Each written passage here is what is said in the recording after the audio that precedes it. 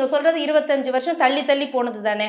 முதல் தடவை பண்ணும்போது 25 வருஷம் தள்ளி வைக்கப்பட்டது. அடுத்த முறையும் வந்து அதே மாதிரி 25 வருஷம் கழிச்சு இப்ப 26.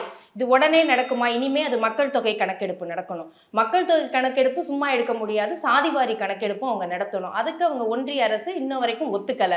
அப்ப இதெல்லாம் இப்போ உடனே நடைமுறையில சாத்தியமாகக்கூடிய விஷயம் இல்ல.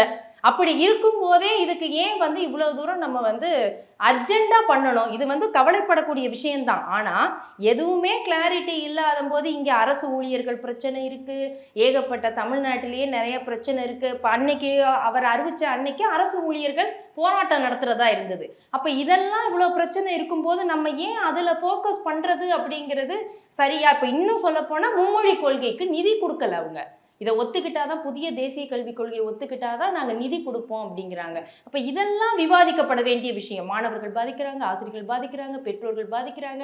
ஆனா இதெல்லாம் விட்டுட்டு இப்ப நம்ம இதை கான்சென்ட்ரேட் பண்றதுக்கு ஏதாவது ஒரு காரணம் இருக்குதா? காரணம் இருக்கு.